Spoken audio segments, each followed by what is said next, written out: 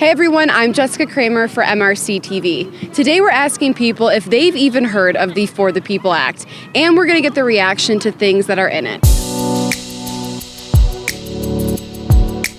So have you heard of the For the People Act 2021? No, never heard of it. I'm not familiar with the basics of that act. I have not heard of it, no. No. Nope. Probably no. From voter. I don't think I want to answer anything political. Okay, all right. Have you heard of the For the People Act of 2021? I have, but I'm not fully aware of what it entails. Okay, so what have you heard about it? That benefits everybody, a lot of money. So it would automatically register 16-year-olds to vote. Well, they're not supposed to. You know, this is supposed to get them pre-registered for voting when they're 18. But as most folks may know, when you show up at a polling place to vote, they may have your name and your registration address, but they don't have your age. Do you think 16-year-olds should vote? Yeah, I support that idea. Is that something that you would support? Yes. That would be a great idea. You're supporting of that? Absolutely. Okay. Why? Just I want more people to vote. Okay. It sets up automatic voter registration, which would result in millions of illegal immigrants and criminals and felons being able to vote. The Democrats believe if illegal immigrants and felons are voting, that benefits the Democrats and keeps them in power. I don't think 16-year-olds are in a position to vote, but not having enough life experience, plus their frontal lobes are not developed yet. I think that at that point in their age, I think they have a good understanding of what's going on. Why? Because I'm 16 years old and I Are you really? Yeah. It would make it harder for the federal government to take dead people off of voter rolls. The federal government should not be in the business of purging voter rolls. It should be for enhancing them, not purging them. Okay, but what about like dead people? Like it should be easy to remove them from... Well, correct. Okay, That makes okay. sense. And are you for ballot harvesting? Sure.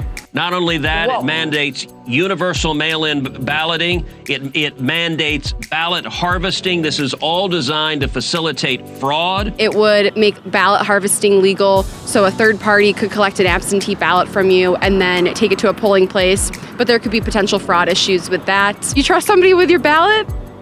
Well, if I want to know that that's going to the right person. It's at the polling place. Correct. It allows ballot harvesters to knock on doors and collect these ballots. There's no chain of custody from the time the ballot's mailed until the time it's returned. And then obviously ballot harvesting and all that. No. I'm from Washington State, and we've had mail-in balloting for years, and you see fraud all the time, and it gets really frustrating, and you slowly watch people lose interest because they think, well, why should I bother? You don't think that it's going to create more issues with fraud? It will create issues, but choices are choices. It even allows, for the first time ever, taxpayer funding of federal campaigns with a 6-to-1 government taxpayer-funded match in most cases. It would take private money out of politics, so taxpayer dollars would be going towards the funding of campaigns and candidates that you might not support. Are you for getting private money out of politics, but having taxpayer dollars go towards funding candidates that you might not support on other sides of the political aisle? If everybody gets equal amounts of money, I think that's fair. Do you agree with that? I'm not really sure. I don't really know much about that. So even if like your taxpayer dollars are going towards I'll support candidates? either one as long as it's a fair deal for everybody. Okay. I'm all for being fair. H.R. 1 politicizes the Federal Election Commission by turning it from an evenly divided commission into a partisan one. But do you think it could become partisan, because they're chosen? It is partisan, and it has been, and it always will be. But it's unelected bureaucrats. It's not people that you can vote out of office. Okay. So we're kind of asking people if it's something that they would probably support or probably not support. Probably absolutely not support. I think that I'm actually not sure about it. Just I want more people to vote.